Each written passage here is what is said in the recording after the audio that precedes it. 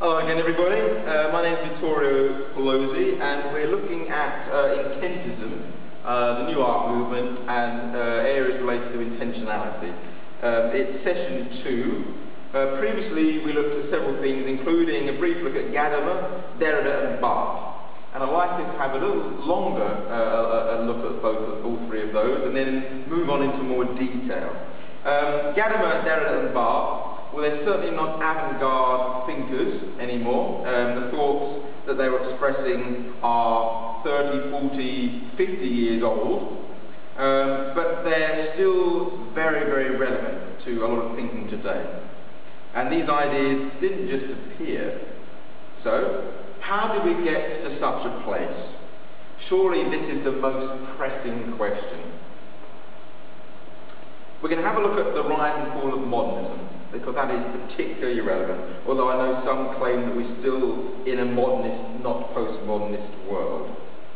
Well, modernism had its roots in the Renaissance and the Enlightenment. It is humanist and optimistic. What did it say? Well, in essence, it said, with reason and knowledge, we can get truth. And with truth, we can gain a better mankind. A utopia.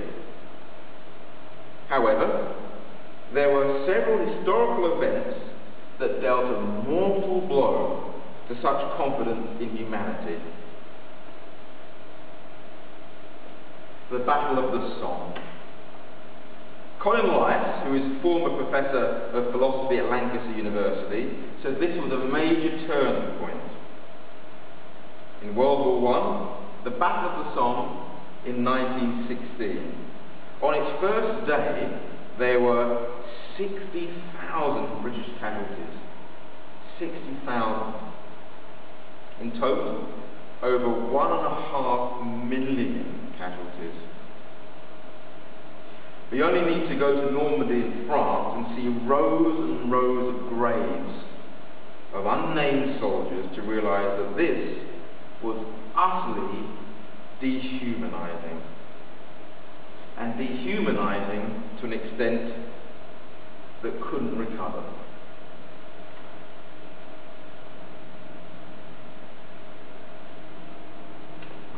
At this point in time, First World War, what was theory saying at this time? What did it have to say about the role of the human mind behind the works? Well, 2 years after the end of World War I, new criticism began to reject biography and sociological matters. The human mind, not important. Yet, still, very importantly, a work was said to have a single meaning. And here we go, new criticism from the 1920s to the 1960s, very roughly. Meaning is found in the work alone. The human mind didn't matter. Of course, this wasn't all through World War I and the Battle of the Somme, but we're saying there is some partial link there of the dehumanizing quality of the war. The final death blow to modernism was World War II, arguably. Nazism came from one of the most educated, advanced nations on earth. And yet, 1 year later, in 1946, we have the intentional fallacy. Intention of the author is neither available nor desirable, as a stand for judging the success of a work of literary art. Not available, nor desirable. The intentional fallacy. The intentional fallacy claims that intention was impossible to find. Reasons for that: first of all, the artist may be dead. Secondly, the artist may be ignorant as to the work's real meaning, or deeper meaning. And thirdly, the artist may simply lie. Again, as with new criticism though, there was still judged to be only one meaning of the work. However, it went further and a lot of new criticism, said this: if we can discover intention perfectly, which is doubtful, but even if we could, the human artist's intention is not relevant, is not desirable to know the work's meaning. Next, the 1968 Paris student riots. This was the next major sociological event that had major repercussions on our theme. It was the largest general strike of an industrialized country. The students were joined by 10 million workers, and it nearly caused the collapse of the government. However, more importantly to us is this: it broke permanently traditional views of education, of gender, of politics, and many other world views.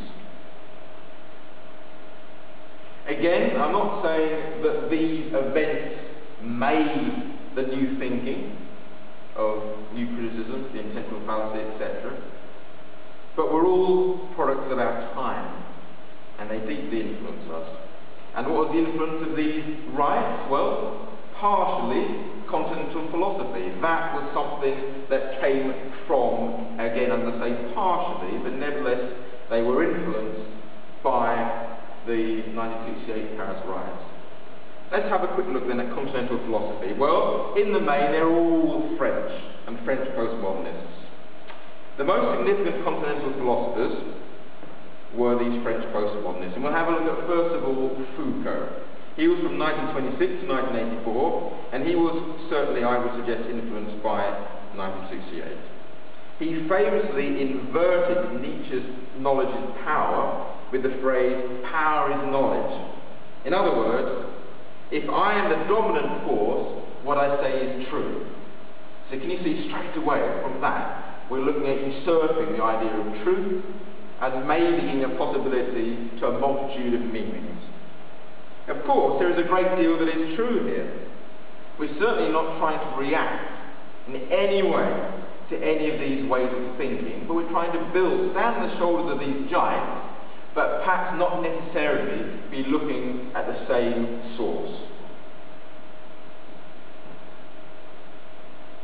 As I say, there's a lot that is right here, but surely we need to add what is said by the dominant force is considered true, according to what Foucault said, not actually true.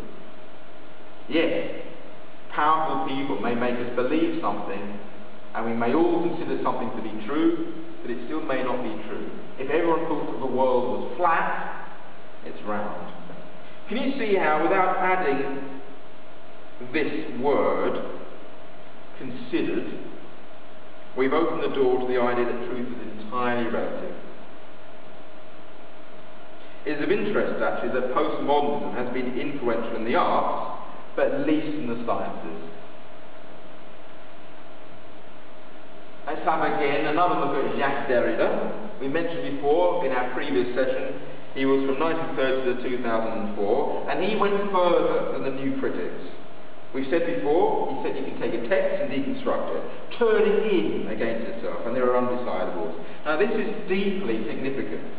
The new critics and the intentional fallacy that we looked at previously said you don't look outside the text for meaning. You look inside the text to find what? A single, stable meaning. However, Derrida said something different. He disturbed this way of thinking, this certainty. He said words can have multiple meanings. Can you see how these ideas now have filtered down to become the status quo, the standard way of understanding the arts? Most people, whether they understand it or not, take this view of looking at the arts and interpreting art. Deconstruction is now part of mainstream English. Remember though, deconstruction must be applicable to the sciences too, as deconstruction is not a literary position, it's an epistemological position. A further example of how unwieldy this is in practice involves the eminent American philosopher John Searle. This is very interesting. In response to a very short article critiquing Derrida, Derrida replied in 93 pages. Derrida even had the audacity to say that what he meant should have been clear to John Searle. Again, my question would be, should be clear? Can't we deconstruct your own work?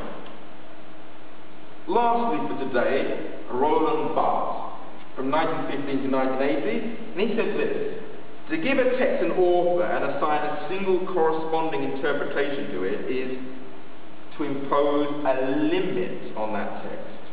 He ignores the artist's identity, and again he said, the death of the author, the birth of the viewer. Roland Barthes' position paralleled Derrida's insofar as it gave a text or a work multiple meanings. There is now no hierarchy of interpretation. In practice, of course, he actually went much further than this.